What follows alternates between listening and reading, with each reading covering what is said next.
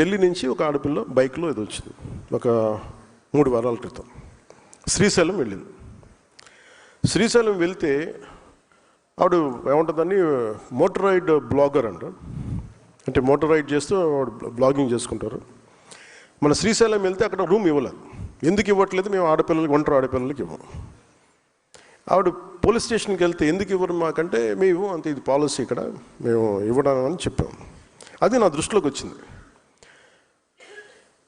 అది చాలామంది సామాజిక మాధ్యమాల్లో మీరు ఒక ఆడపిల్లకి మీరు అలా ఇవ్వరు అది అని చెప్పి మాట్లాడుతూ, నేను ఆ అమ్మాయిని మళ్ళీ మన ఆఫీస్ ద్వారా పిలిపించి మన కనకదుర్గమ్మ గుడి దగ్గర నుంచి తిరుపతి దర్శనం చేయించి మన శ్రీశైలం మల్లన్న దర్శనం చేసి పంపించాను. ఇది నా ఉద్దేశం ఏంటంటే ఇది మొదటి స్టెప్. మీకు ఇక్కడ అంటే మనం చూడాలని మన ఇంటికి అతిథి వచ్చినప్పుడు మనం గౌరవించాల్సిన పరిస్థితి. గౌరవించడం మన సంస్కారం. అందుకు మరి ఏంటి ఇబ్బంది ఉందంటే పాలసీ లోపాలు ఉన్నాయి. ఒంటరి ఆడపిల్ల వస్తే బయటికి వెళ్ళకూడదు. ఇంకా ఒక భయపెట్టే సమాజం అది. ఒంటరి ఆడపిల్ల వస్తే అనుమానాస్పదంగా చూస్తారా, ఇలాంటి మానుకోవాలి. దానికి ఒక tourism policy, safety tourism policy అయితే రావాల్సింది అనేది నేను చాలా ఖరాఖండిగా చెప్పాను ఈ రోజున. దీంట్లో గౌరవ ముఖ్యమంత్రి గారు కూడా పదే పదే చెప్పేది సింగపూర్ తరహా అభివృద్ధి, సింగపూర్ తరహా అభివృద్ధి అని. మీరందరూ అర్థం చేసుకోవాల్సింది కూడా, సింగపూర్ తరహా అభివృద్ధి రావాలి అంటే సింగపూర్ తరహా పాలన చాలా చాలా అవసరం. Lee Kuan Yew, former prime minister, late prime minister, ఆయన సొంత మనుషులను కూడా స్పేర్ చేయలేదు, స్నేహితుని కూడా. అండ్ కేనింగ్ ఉంది ఈ రోజుకి తప్పు చేస్తే ఒక కేనింగ్ పనిష్మెంట్ ఉంది. ఇంకా బ్రిటిష్ వాడు వదిలేసిన పనిష్మెంట్ పోలేదు, ఇంకా ఉంది. మనల్ని కొట్టమని నేను చెప్పట్లేదు, కానీ లా అండ్ ఆర్డర్ కనుక దెబ్బతింది అంటే మటుకు టూరిజం దెబ్బతినేస్తాయి రాష్ట్రంలో. ఒక మాజీ ముఖ్యమంత్రి ఒకళ్ళు వచ్చి మిమ్మల్ని చంపేస్తాం, లేదంటే మిమ్మల్ని కూర్చోబెట్టి ఒక్కొక్క పోలీస్ అఫీషియల్ని మేము మీకు ఏంటో చూపిస్తాం, లేదంటే కాంట్రాక్టర్స్ని బెదిరిస్తాం అంటే that will send a very wrong signal. అలాంటి వ్యాఖ్యలకి నా సమాధానం ఒకటే, పర్మనెంట్గా ఇలాంటి మాటలు రాకుండా ఉండాలంటే నాకు ఏం చేయాలో చాలా బాగా తెలుసు నాకు. అని మీరు ఇంక బెదిరించడాలు మానేసేయాలి. వైసీపీ నాయకులకు మీరు బెదిరించడం మానేసేయండి. ఇంకా మీరు ప్రజాస్వామ్య వ్యవస్థలు, ప్రజాస్వామ్య పార్లమెంటరీ భాషకి మీరు రండి. ఇంకా మీరు బెదిరించడం మానేయాలి. అలాగే ఎవరన్నా అధికారులు కానీ ప్రజల్లో కానీ ఎవరన్నా ఉంటే ఒకవేళ వాళ్ళు వచ్చేస్తారేమో, అప్పుడు ఏంటి? అలాంటి పరిస్థితులు రావు. ఎందుకు రావు కూడా చెప్తాం. దీనికి నేను లాజికల్ రీజనే చెప్తాను. మీరు ఎంత కొట్టుకున్నా కొట్లాడినా మీ ఓట్ శాతం సర్టన్, అది తగ్గుద్దా పెరుగుద్దా మీరు కాబట్టి ఇంకొకరికి వెళ్తుంది ఆ పార్టీ, ఆ ఓట్ బ్యాంక్.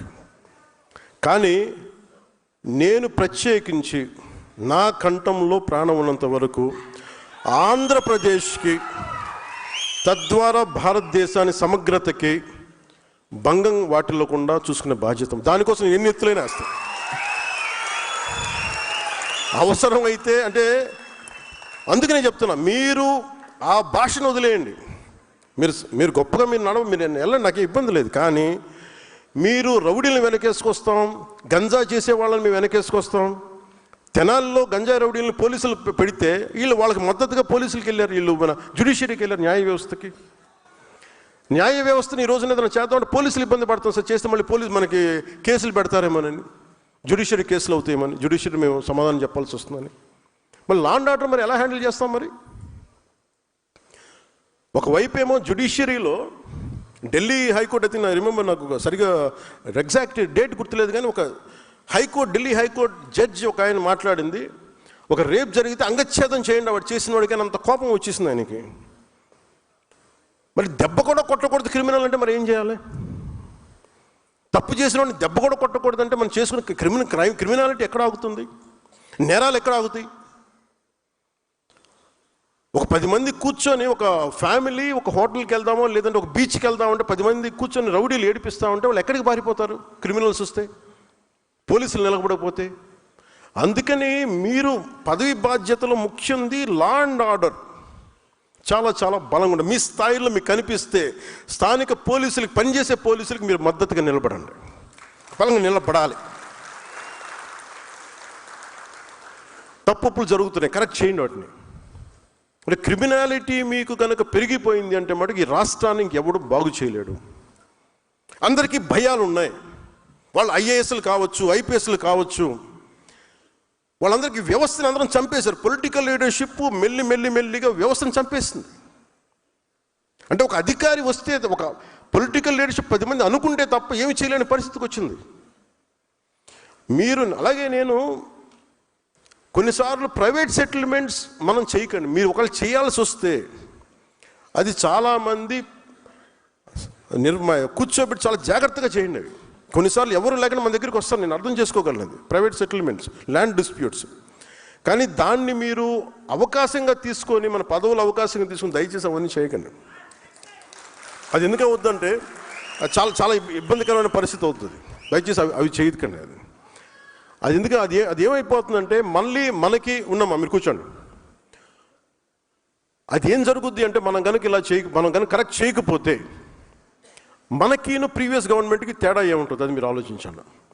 ఈ రోజున మీకోసం చొక్కాలు చించుకొని రోడ్ల మీద ఆడపిల్లలు ఇబ్బంది పడి వచ్చి ఓట్లేసినందుకు మనం కృతజ్ఞతగా మనం వారికి ప్రజలకి నిలబడకపోతే మనందరం తలదించుకోవాల్సి వస్తుంది. నేనైతే తలదించుకోను.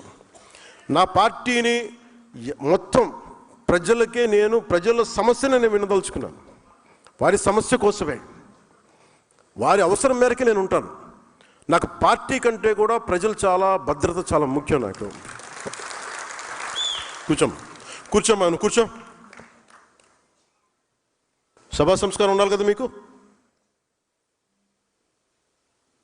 భద్రత మీకు. సో లా అండ్ ఆర్డర్ మటుకు you have to get in to control. మీ చేతుల్లోకి రావాలి, చెప్పాలి. ఇష్టారాజ్యంగా చేసేస్తున్నారు అందరూ. ఎందుకంటే ప్రజలు ఒకసారి తిరగబడ్డారంటే ఇప్పుడేం చెప్పరు మీకు. ఎలక్షన్లు వచ్చేవారు ప్రజలు ఎవరు చెప్పరు, మీరు గుర్తుపెట్టుకున్నది. మన నాయకులు కూడా అదే చెప్తున్నారు, మీరు ప్రజలు ఇప్పుడేం చెప్పరు, భయపడతారు. కానీ ఎన్నికలు వచ్చినప్పుడు మటుకు వాళ్ళ కోపం అప్పుడే చూపిస్తారు, గత ప్రభుత్వానికి చూపించినట్టుగా.